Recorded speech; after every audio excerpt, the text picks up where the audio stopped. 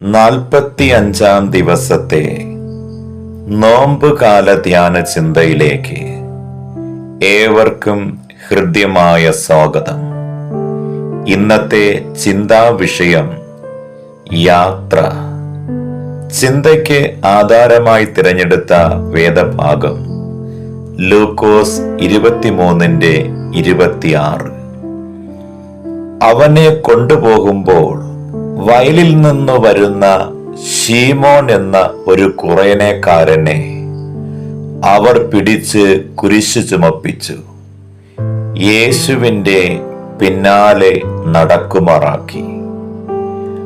ഓരോ യാത്രകളും ക്രിസ്തു ഓരോ അനുഭവങ്ങൾ ആക്കി തീർത്തു. യാത്രയിൽ അവൻ പുതിയ കാഴ്ചകളെ ശിഷ്യഗണത്തിന് ദർശനമാക്കി കൊടുത്തു. ആകാശത്തിലെ പറവകളും വയലിലെ താമരയുമൊക്കെ അങ്ങനെ കിട്ടിയതാണവർക്ക്. ജീവിതയാത്രയിൽ നേരിടാവുന്ന കുന്നും താഴ്വരകളും അവനോടൊത്ത് യാത്ര ചെയ്താൽ അതെല്ലാം പുതിയ പാഠങ്ങളായി അവൻ പകർന്നു നൽകും. ക്രിസ്തുവിന്റെ അവസാന യാത്ര കുരിശിലേക്കുള്ളതായിരുന്നു. ആ യാത്രയിലൂടെ പിതാവ് ഏൽപ്പിച്ച ദൗത്യം നിറപടിയായി നിവർത്തിച്ചു. അതിനായി വേറിട്ട് ധ്യാനിച്ച് ബലം പ്രാപിപ്പാൻ ക്രിസ്തുവിന് കഴിഞ്ഞു. തന്റെ ശിഷ്യഗണത്തെ ശീലിപ്പിച്ചതും പ്രതികൂലങ്ങളിൽ അതിജീവനത്തിന് വേണ്ടിയുള്ള കൃപയ്ക്കായി കാത്തിരിക്കാനാണ്.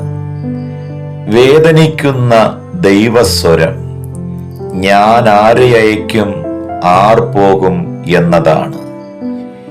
ഈ രോദനം നാം കേൾക്കണം. അതിന് അനുസരണമായി പ്രവർത്തിക്കുവാൻ ഹൃദയ വയലുകൾ ഒരുക്കപ്പെടണം. ജീവിതത്തിന്റെ ദൈർഘ്യമല്ല, ജീവദാതാവിനോടുള്ള വിധേയത്വമാകണം നമ്മുടെ ലക്ഷ്യം.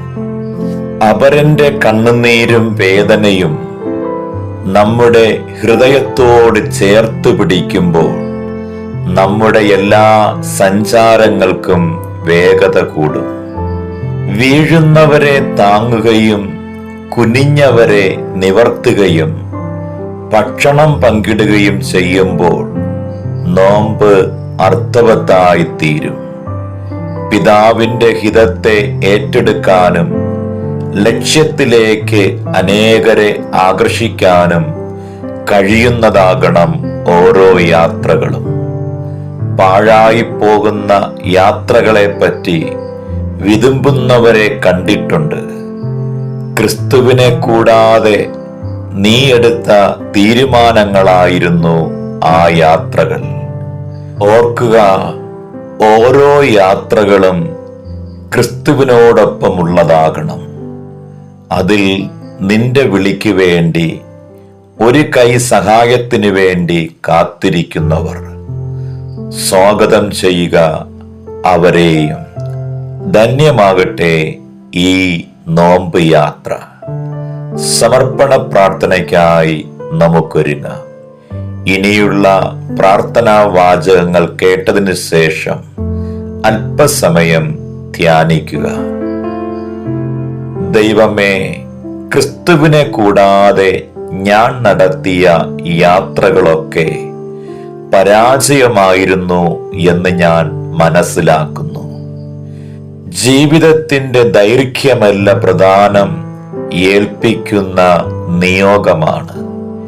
ക്രിസ്തീയ ജീവിതയാത്രയിൽ എൻ്റെ സഞ്ചാരപാതകളെ തടസ്സപ്പെടുത്തുന്ന ഘടകങ്ങളെ ഞാൻ തിരിച്ചറിയുന്നു. നമുക്ക് പ്രാർത്ഥിക്കാം. പ്രിയ പിതാവേ, എൻ്റെ യാത്രകളുടെ ലക്ഷ്യം മുന്നിൽ കണ്ട് എല്ലാ തടസ്സങ്ങളും ഇല്ലായ്മ ചെയ്യാൻ അവിടുത്തെ കൃപ ഞങ്ങൾക്ക് ഒരുക്കണമേ. ആമേൻ. അവൾ ഫോണെടുത്ത് പപ്പായെ സന്തോഷത്തോടെ വിളിച്ചു. ഇന്ന് ഞങ്ങളുടെ ഹോസ്റ്റലിൽ നിന്ന് ഒരു പുതിയ സിനിമയ്ക്കായി പൊയ്ക്കൊള്ളട്ടെ. പിതാവ് ചോദിച്ചു, ആരൊക്കെയുണ്ട് കൂടെ? ബെറ്റിയും ബ്ലസ്സിയും ആനിയുമെല്ലാമുണ്ട്. അവൾ തിടുക്കത്തിൽ മറുപടി നൽകി, അതല്ല, നിന്റെ കൂടെ യേശു വരുന്നുണ്ടോ? എങ്കിൽ പൊയ്ക്കൊള്ളുക. അല്പസമയത്തെ മൗനത്തിന് ശേഷം അവൾ മറുപടി നൽകി, ഇല്ല പപ്പ, ഞാൻ പോകുന്നില്ല. കാരണം യേശു കൂടെ വരുമെന്ന് തോന്നുന്നില്ല. കുരിശിന്റെ വഴിയിലൂടെ യാത്ര തുടരുക.